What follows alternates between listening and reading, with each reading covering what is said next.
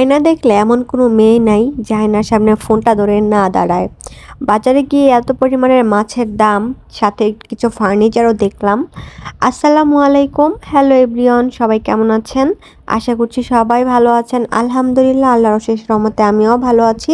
Rukhsana daily life থেকে আপনাদের সবাইকে অনেক অনেক শুভেচ্ছা। আশা করতেছি সম্পূর্ণ ভিডিওটি দেখে যাবেন, না টেনে কিন্তু অবশ্যই সম্পূর্ণ ভিডিও দেখবেন। তো আজকে ছিল হচ্ছে, এটা হচ্ছে 2 দিন আগের ভিডিও। তো হচ্ছে আপনাদের ভাইয়ার একটু দরকারে আমরা একটু ব্যাংকে গিয়েছিলাম। তো ব্যাংকে গিয়ে দেখি ওরকম কেউ নাই। এটা হচ্ছে আশুলিয়াতে। আর রাস্তায় এত পরিমাণের পানি ছিল, কি বলবো, রাস্তার মধ্যে অনেক পানি ছিল। বৃষ্টি হইলে এত পরিমাণের পানি জমে। কারা কারা এই আশুলিয়া জামগড়াতে থাকেন অবশ্যই কমেন্টস করে জানাবেন। তারপর হচ্ছে আপনাদের ভাইয়া কাজ করতেছিল আর আমি বসেছিলাম ওয়েটিং রুমে বসেছিলাম। তো ওর কাজ শেষ হওয়ার পর আমরা ওখান থেকে বের হব। তো আমরা সকালেই গিয়েছিলাম, একদম 10টা বাজার আগেই।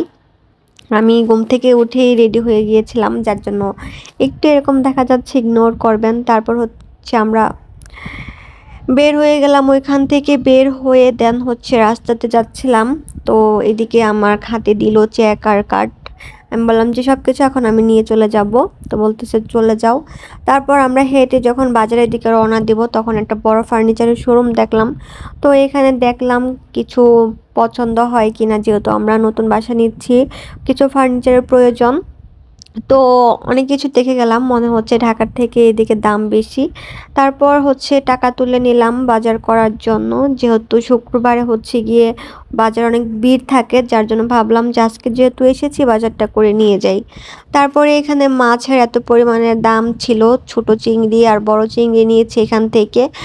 উনি মাছগুলা বেছে বেছে দিচ্ছিল, বাসায় এনে দেখলাম উনি যে মাছগুলা দিচ্ছে এগুলো একদমই নরম ছিল।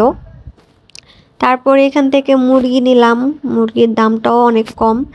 তারপর কি করলাম, কাজ শেষ করে আমরা চলে গেলাম আপনার ভাইয়ের জন্য জুতা কিনতে। ওর জুতা নিলাম এখান থেকে। তো এখানে মেয়েদের যে জুতাগুলো ছিল, কালেকশনগুলো অনেক সুন্দর ছিল। তারপর আমি একটু আমাকে দেখতেছিলাম আসলে আমাকে কেমন দেখা যায়। এইদিকে একটু আয়নার সামনে আসলে মেয়েদের ঢং না করলে হয় না। তারপরে তো দেখেন জুতাগুলো অনেক সুন্দর ছিল, কিন্তু দামও তুলনামূলক কম ছিল। তারপর এখান থেকে কিছু আমরা তেল, চিনি এগুলো নিলাম। তারপর বাসায় এসে এখন এগুলো সব কিছু গুছাইতে গুছাইতে আমার একদম অনেক সময় লেগে গিয়েছিল। আসলে মাছ কাটা এত বিরক্তকর একটা জিনিস। আর এই 2টা লেবু হচ্ছে 10 টাকা দিয়ে কিনেছি, যেখানে আমাদের বাড়িতে লেবু পড়ে থাকে, পচে থাকে, কেউ খায় না। তো আমার ভিডিওটি কেমন লাগলো অবশ্যই কমেন্টস করে জানাবেন। আল্লাহ হাফিজ।